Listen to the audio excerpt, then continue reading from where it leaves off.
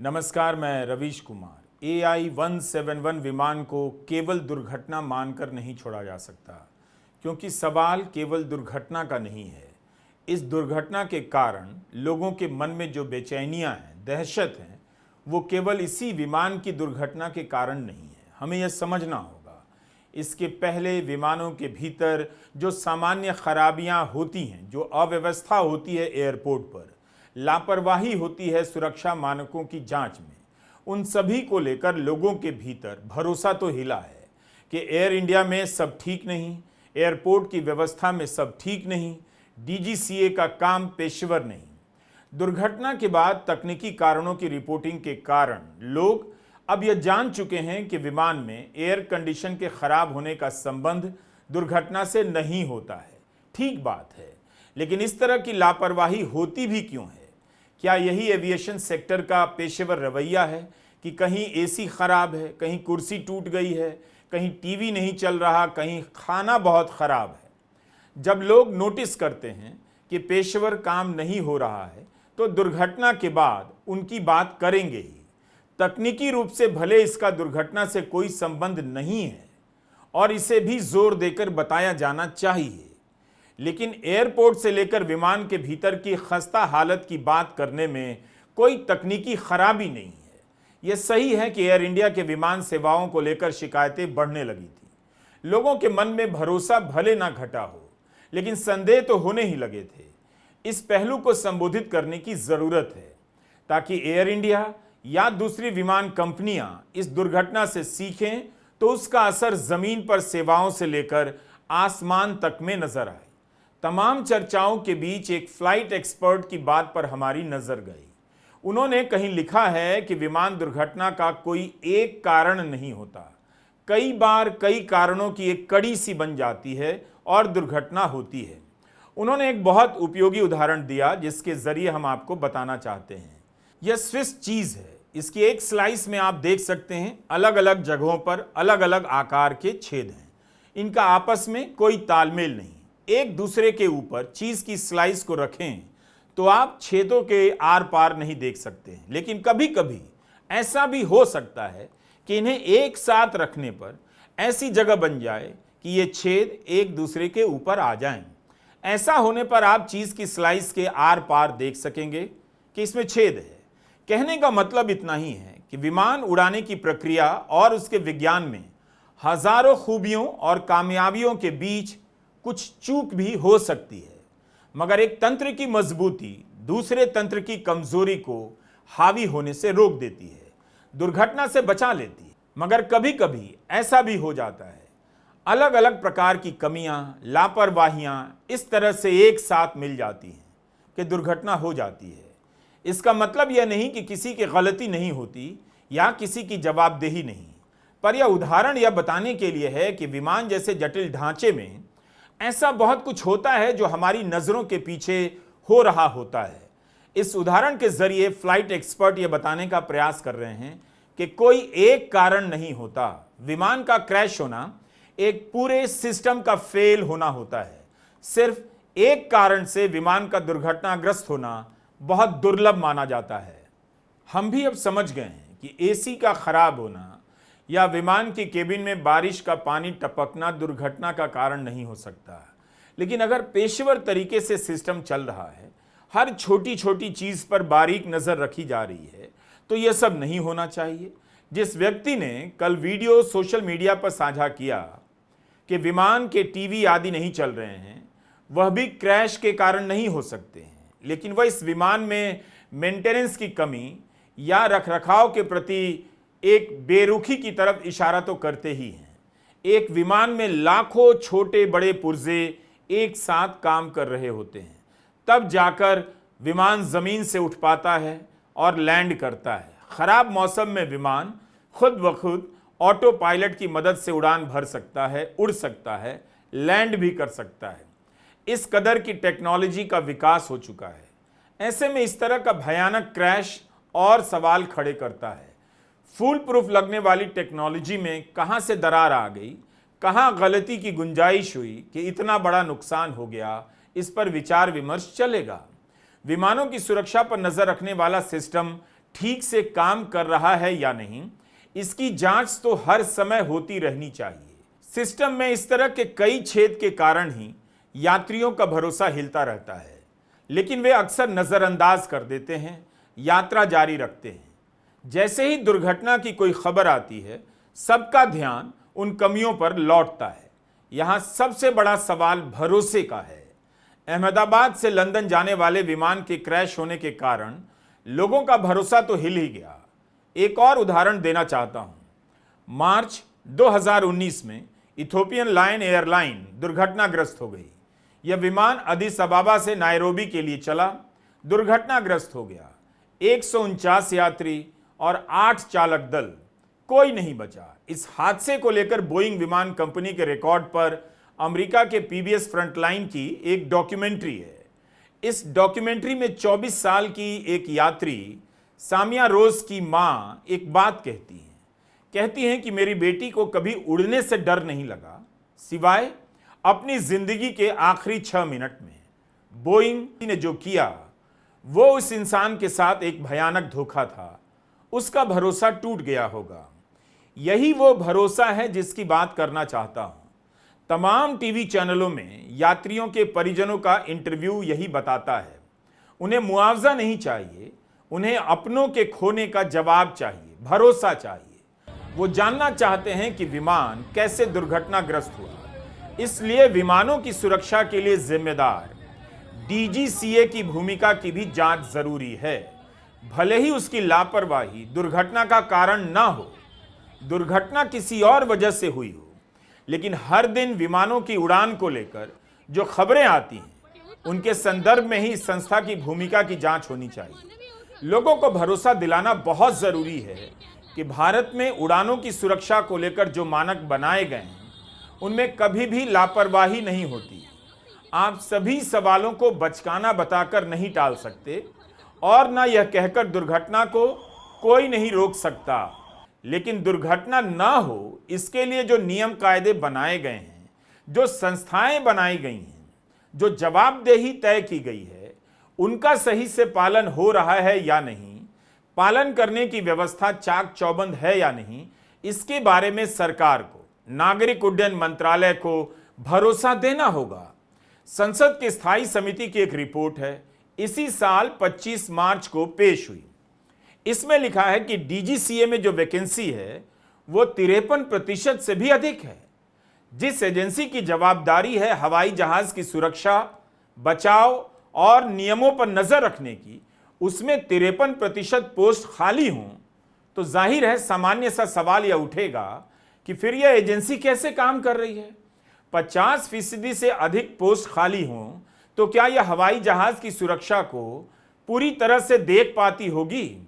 कितना तकनीकी काम होगा डीजीसीए का, हर जहाज पर नजर रखने का काम होगा।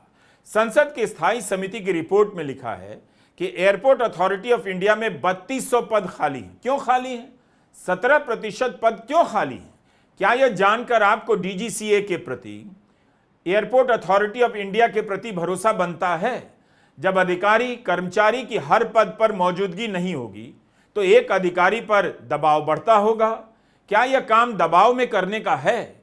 स्टैंडिंग कमेटी की रिपोर्ट से यह भी पता चलता है कि bureau of civil aviation security BCAS जो उड़ान और एयरपोर्ट पर सुरक्षा मामलों की देखरेख करती है, उसमें 35% पद खाली हैं। क्यों पद खाली हैं? क्यों नहीं इनकी भर्ती की गई? तो अगर किसी का भी भरोसा इस वक्त बहाल करना है तो बताना चाहिए कि इससे सुरक्षा पर क्या असर पड़ रहा है। एविएशन सेक्टर में काम करने वाले लोग क्या तनाव में, दबाव में काम कर रहे हैं, क्षमता से ज्यादा काम कर रहे हैं? क्या इससे सुरक्षा पर असर नहीं पड़ता होगा? अगर ऐसा है तो बिल्कुल ही पड़ता होगा। स्टैंडिंग कमेटी ने भी चिंता जाहिर की है कि स्टाफ की कमी ठीक बात नहीं, इससे एयरपोर्ट की सुरक्षा और बचाव सब प्रभावित हो सकते हैं। हम आमतौर पर सुरक्षा का ही इस्तेमाल करते हैं, बचाव का कम, लेकिन अंग्रेजी में सेफ्टी और सिक्योरिटी का इस्तेमाल होता है। स्टैंडिंग कमेटी ने लिखा है कि जिस तरह से एयर ट्रैफिक बढ़ रहा है उसे देखते हुए तमाम पदों का खाली रहना चिंता की बात तो है। तो हम इसका जवाब चाहते हैं और सरकार को भी यह भरोसा दिलाना चाहिए कि सुरक्षा का काम जिन जिन संस्थाओं का है उनमें कोई पद खाली नहीं होगा और हर पद पर योग्य व्यक्ति ही बिठाया जाएगा। तो इसकी बात करने का यही सही समय है, कोई और समय नहीं है। आए दिन इमरजेंसी लैंडिंग की खबर आती रहती है, विमान के भीतर खराबी की खबर आती रहती है, फिर सब कुछ ठीक चलने भी लगता है। डीजीसीए के अधिकारी, नागरिक उड्डयन मंत्रालय के सचिव कहाँ हैं, मंत्री कहाँ हैं, उनसे क्यों नहीं पत्रकार बात कर रहे हैं? एक एक सवाल पर बातचीत होनी चाहिए। क्यों हर चैनल पर एक रिटायर्ड अधिकारी बैठा है? मौजूदा अधिकारी क्या कर रहा है? वो क्यों नहीं आकर बता रहा है कि विभाग निगरानी का काम कैसे करता है? अगर उसके विभाग में 53% पद खाली हैं तो कैसे उसके विभाग की दक्षता या सक्षमता समझी जाए? कुशलता पर क्या असर पड़ता है, पूछना चाहिए। अगर ऐसे अधिकारी आकर पब्लिक में बात करेंगे तो लोगों का भरोसा ज्यादा बढ़ेगा। लोग जान सकेंगे कि इस तरह के विभाग कैसे काम करते हैं। एयरलाइन, विनियामक, एयरपोर्ट अथॉरिटी या लोकल अधिकारियों पर कोई आंच नहीं आती है। पायलट पर सारा दोष मढ़ दिया जाता है। गोदी चैनलों की रिपोर्ट से जवाबदेही के ये सवाल गायब कर दिए जाते हैं। संस्थाएं गायब कर दी जाती हैं। इसकी नौबत ना आए, तरह तरह की चीजों पर कैमरा फोकस कर रहा है, भावुकता पैदा कर रहा है, जबकि यात्रियों के परिजन कुछ और चाहते हैं। उन्हें भरोसा चाहिए कि विमान के उड़ने तक किसी भी प्रकार की चूक नहीं हुई। विमान के उड़ने के बाद दुर्घटना के क्या कारण रहे, इसका भी जवाब चाहिए। लेकिन वो यह भी जानना चाहते होंगे कि नागरिक उड्डयन मंत्रालय और उसकी तमाम एजेंसियां अपना काम उस भरोसे से कर रही हैं या नहीं, जिसके भरोसे वे हवा में उड़ान भरने के लिए टिकट कटाते हैं, अपनी जिंदगी दांव पर लगाते हैं। प्रधानमंत्री मोदी खुद कई बार कह चुके हैं कि उनकी सरकार के दौर में हवाई यात्रियों की संख्या बढ़ गई है, लेकिन विमानों की उड़ान पर इसका क्या असर पड़ा है? क्या विमानों को क्षमता से अधिक उड़ान भरना पड़ रहा है? अगर कोई यह सवाल पूछ रहा है तो उस पर टूट पड़ने की कोई जरूरत नहीं, बल्कि जवाब दीजिए कि ऐसा हो रहा है या नहीं। ज्योतिरादित्य सिंधिया जब नागरिक उड्डयन मंत्री थे तब उनके बयान प्रेस में छपे मिले हैं, जिसमें वे मान रहे हैं कि डिमांड और सप्लाई में अंतर आ गया है, यात्रियों की संख्या बहुत बढ़ गई है। तो मांग बढ़ने का दबाव विमानों पर पड़ा है या नहीं, यह सवाल इस वक्त कैसे गलत हो सकता है? ऐसे बयानों को अहमदाबाद लंदन जाने वाले विमान के दुर्घटनाग्रस्त होने को लेकर कैसे देखा जाए? क्यों गायब कर दिया जाए इन सवालों को? क्यों ना इन पर अभी बात हो? अब बात नहीं होगी तो कब होगी? सारा जोर इसी पर लग रहा है, कौन कितना मुआवजा दे रहा है। यात्रियों के परिजन शोक में डूबे हैं। मुआवजा देना ही एकमात्र काम नहीं, इस वक्त उन्हें इससे कोई राहत नहीं मिलने वाली। भरोसा उससे नहीं बनेगा। भरोसे के लिए बताना पड़ेगा कि जिस तरह से यात्रियों की संख्या बढ़ी है, नए नए एयरपोर्ट बन रहे हैं, एक एक एयरपोर्ट से 1 या 2 उड़ानें चलाई जा रही हैं दिखाने के लिए। कहीं कहीं तो उड़ानें चलाने के बाद एयरपोर्ट के बंद होने की भी खबर छाई रहती है। तो ये सब क्या बता रहा है? क्या हम एविएशन सेक्टर का इस्तेमाल राजनीतिक तौर पर करने लगे हैं, वोट के लिए कर रहे हैं? एक उदाहरण यह भी देखिए। इसी मार्च महीने में इस समय के नागरिक उड्डयन मंत्री ने कहा भारत के पास 800 विमान हैं। नवंबर 2024 में डीजीसीए के सचिव ने कहा था अगले 5 साल तक यानी 2030 तक 600 विमान और जुड़ेंगे, तब कुल संख्या 1400 हो जाएगी। लेकिन इनसे पहले के नागरिक उड्डयन मंत्री ज्योतिरादित्य सिंधिया किस हिसाब से कह रहे थे कि 2030 तक कुल विमानों की संख्या 2000 हो जाएगी? नायडू ने मार्च में कहा अगले 5 साल में 800 से 1500 विमान नए खरीदे जा सकते हैं। फिर डीजीसीए ने 1400 का हिसाब क्यों दिया? कोई 2000 बताता है, कोई 1400 बताता है, कोई कुछ बताता है। दुनिया भर में इस समय बहस हो रही है। AI-171 विमान की दुर्घटना को लेकर तरह तरह के एक्सपर्ट गंभीर बातें कर रहे हैं। बहुत महत्व दिया जा रहा है। एविएशन सेक्टर की दुर्घटना को महत्व दिया भी जाता है, इसलिए कि इसके सुरक्षा मानक सख्त होते हैं, निगरानी ज्यादा होनी चाहिए। जो 2 वीडियो सामने आए हैं उसी से इस दुर्घटना को समझने का प्रयास हो रहा है। कुछ विशेषज्ञों का कहना है फ्लैप बाहर नहीं थे, बंद थे। फ्लैप विमान के पंख का वह हिस्सा है जो उड़ान भरते वक्त या उतरते वक्त अलग अलग तरह से इस्तेमाल किया जाता है। विशेषज्ञ यह भी आशंका जता रहे हैं कि विमान क्या जरूरत से ज्यादा भरा था? अहमदाबाद में इतनी गर्मी थी, क्या यह भी कारण रहा होगा? यह तो विशेषज्ञों की बात है, लेकिन ट्विटर पर कई ऐसे लोग भी हैं जो विशेषज्ञ तो नहीं, लेकिन कल से विशेषज्ञ की भूमिका में बात करने लगे हैं। कह रहे हैं एक व्यक्ति कैसे बच गया। अजीब बात है, तरह तरह की भ्रांति और साजिश की थ्योरी चलाई जा रही है। इन सब से सभी को बचना चाहिए। हर विमान में एक ब्लैक बॉक्स होता है जो फ्लाइट डेटा और अंत तक कॉकपिट में होने वाली बातचीत की रिकॉर्डिंग करता है। भयंकर से भयंकर क्रैश में भी इसका डेटा निष्क्रिय नहीं होता। वैसे यह ब्लैक बॉक्स संतरे रंग का होता है, केवल नाम होता है इसका ब्लैक बॉक्स। ब्लैक बॉक्स की रिकॉर्डिंग को निश्चित रूप से जांच करने वाली टीम परखेगी। समय लगेगा, कारणों का पता लगाने की कोशिशें चलती रहेंगी। तब तक कॉन्स्पिरेसी थ्योरी से बचिए। विदेशी एक्सपर्ट यह कह रहे हैं कि यह विमान लंदन जाने वाला था। लंदन के गैटविक एयरपोर्ट में किसी ऐसी विमान चालक कंपनी या विमान को प्रवेश करने की अनुमति नहीं दी जा सकती जो कड़े सुरक्षा मानकों पर खरा नहीं उतरता है। दुनिया की कई ऐसी एयरलाइन हैं जिन्हें ब्रिटेन, अमेरिका, ऑस्ट्रेलिया और यूरोप के देशों में चलने की अनुमति नहीं है। Congo Airways, air कटांगा, Malu aviation आदि इनमें शामिल हैं। बल्कि 2020 में कराची क्रैश के बाद पाकिस्तान इंटरनेशनल एयरलाइंस PIA पर भी 4 साल से अधिक समय तक इंग्लैंड और यूरोप में उड़ान भरने पर प्रतिबंध था, जिसे हाल में ही हटाया गया है। इंडियन एयरलाइन की आलोचना खूब होती है, होनी भी चाहिए जहां जरूरी है, लेकिन याद रखना चाहिए कि इंडियन एयरलाइंस पर इस तरह का कभी कोई बैन नहीं लगा। तो हमें इन बातों को सब्र से सुनना चाहिए और अंतिम जवाब के लिए इंतजार करना चाहिए। नमस्कार, मैं रवीश कुमार।